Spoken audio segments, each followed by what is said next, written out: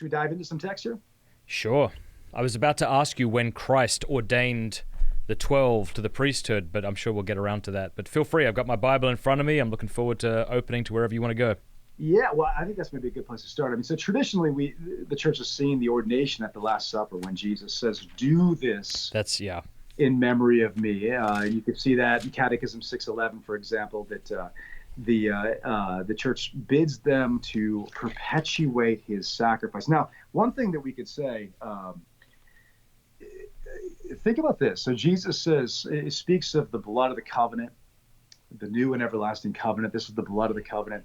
And I actually think two birds can be hit with one stone here if we think about this. That phrase comes directly from Exodus 24:8.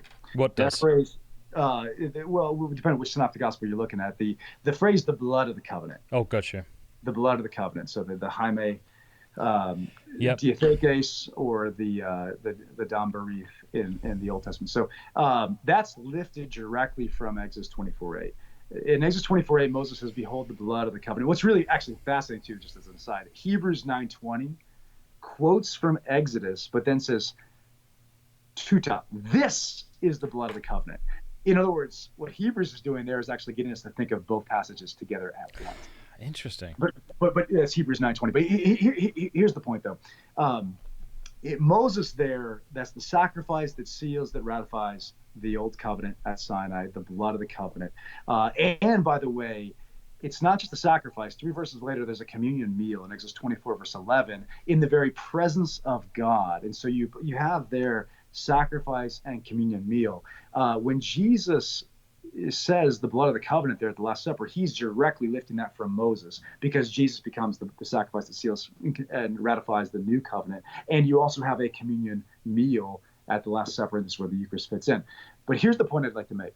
Think about it. There's, plenty of people say, "Oh, Jesus thought the world was going to end within a generation," right? He couldn't possibly have established a church. He couldn't possibly have established a priesthood. He couldn't possibly have envisioned this liturgical praxis. Well, how much time, friends, transpired between when Moses gave those words and when Jesus gives those words? Right? I mean, depending on when you date the Exodus, some 1,500 years, 1,300 years. I'm not giving a timetable here, but the biblical logic means Jesus expects a significant interim between the Last Supper and when he comes again. That is, Jesus expects here, by saying, "Do this in memory of me, perpetuate the sacrifice," he is talking about a fairly long sacramental age of the church. So I think right there, just biblically speaking, the biblical logic points to not Jesus because here's how it goes often.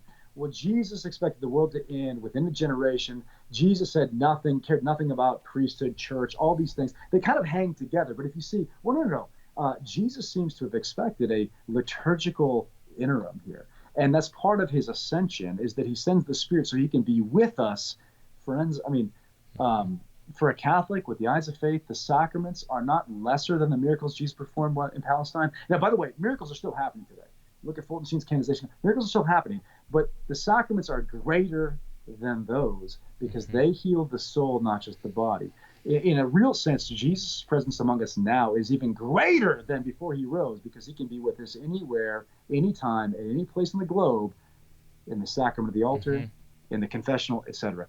So I would just say right there, you've got a sense in which Jesus is appealing back to Moses, this kind of and we could go further. There's lots of ways we could go, but one of the things about the tabernacle was the bread of the presence, the lechem hapanim, which actually is the bread and the wine of the presence. And this is really a communion meal that commemorates that Sinai banquet. What's Jesus doing? So we often talk about the Passover background of the Last Supper, and that's obviously there, but there's also more things than just that. Jesus is giving the apostles in the Last Supper, "Do this in memory of me." This is the communion meal that will commemorate, make present this founding communal meal, just like at the top of Sinai. So again, proof text, I'm not saying that, but if you read with faith and you think typologically about what the tabernacle was, what the temple was, and that Jesus is not, "I came not to abolish but to fulfill," Matthew 5:17. If you don't read it in terms of rupture, all of a sudden lots of vistas open up. And maybe I'll just give you just one more. Jesus' temple actions. And this is from Rabbi Neusner, a Jewish New Testament scholar. He wrote this article in 1989. Fascinating. You look at the action of the temple, overturns the temple, and he cites from Isaiah 56:7, Jeremiah 7:11, right? So my house should be called a house of prayer, and you've made it a den of robbers. So the first one's from Isaiah, the second one's from Jeremiah.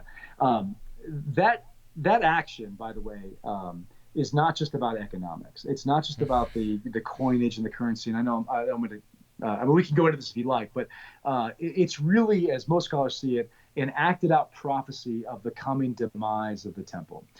Jeremiah 7, it's really ominous when you read the context. I mean, Jeremiah is basically dealing with people who, I like to call it false Zionism. They think they got it made in the shade. God dwells in the temple, then nothing will happen to him. He's like, will you steal? Will you cheat? Will you kill, commit adultery? And then do all these things, and then come by and stay in this place, the temple, and say, we are delivered. Has this house become a den of robbers? I mean, it's an ominous quote. And then Isaiah 56:7. My house will be called a house of prayer. That quote finishes as I think Mark's gospel gives the whole thing, a house of prayer for, quote, all nations. I had no idea that Christ was quoting two lines from two different prophets there. Yeah, he's splicing two What things is together. that? What is that rabbinic teaching tool called? Because he did it on the cross as well as he. Yeah. Well, maybe it doesn't matter what it's called, but what is it basically? Is it when you cite something from the Old Testament and then the person is supposed to get the context? Precisely. You see a common theme, common pattern, or maybe it's what you might not see it on the face, but now that he's joining these two things, we think of them together. Yeah, I think what that's coming from in the rabbis, it's a geziva shava. I should know the term of that. It's okay. But it's seeing the Bible as God's word. Interesting. And that's human way. And so there's actually a unity of authorship because there's a divine author, not just the human author. But if I could just, Isaiah 56 real quick, it speaks about this eschatological temples, what's going on there in Isaiah, that actually will fulfill the original purpose of the temple. So with Solomon, for example, you see the temple is actually international. Solomon, 1 Kings 8, verse 41, 43, prays that when foreigners come, Lord, hear their prayer. There's a real sense in which the temple embodies the kind of international purpose of the covenant. By Jesus' day, it had come to mean the exact opposite. There's a sign that held, we've actually found fragments of this twice. It was in Greek and in Latin. Josephus talks about it, that any alien or any non-Jew that enters not just the outer court, but the inner courts is alone responsible for the death that follows. So the temple had come to kind of embody in Jesus' day something opposite of its original purpose. So here's where I'm going, though. Jesus' actions there are indicting the temple because of what it's come to stand to mean something that's actually opposite of the original temple and the movement of the new covenant, which is bursting forth and fulfill that Abrahamic promise of bringing in all the nations, etc. Okay, what Neusner sees, Rabbi Neusner, he says, well, gosh, the temple is where you have the tamid, the daily offering. What he sees, and what a number of scholars have seen, is you really have to look at the temple actions, the negative, and the Last Supper is the positive. Tamid for tamid, atonement offering in the temple, no more, replaced by a new one, a new daily offering. Because in Jesus, he really begins his sacrifice on the cross at the Last Supper. He consummates it on the cross. He rises and ascends into heaven. And again, this is what Hebrews is all about. He presents that glorified offering to the Father, and that's what he continues to offer. He continues to offer himself. How? Through the new covenant priesthood. So I'd say if you look at the blood of the covenant, just look at the time. Jesus expects there to be a good swath of time, and that's why he's appointing the apostles to do this liturgically in memory, whether it's anamnesis in Greek or zikaron in Hebrew. This is not like just don't forget. This is make liturgically present. That's how the ancient Jews looked at it. That's fascinating. Thank you for watching this clip. You can click here to watch the full episode. And I want to say a big thanks to our sponsors and to our amazing patrons for making all of this possible. Please do us a favor before you go. Click that subscribe button and then the bell. And that way YouTube will be forced to let you know every time we put out a new episode.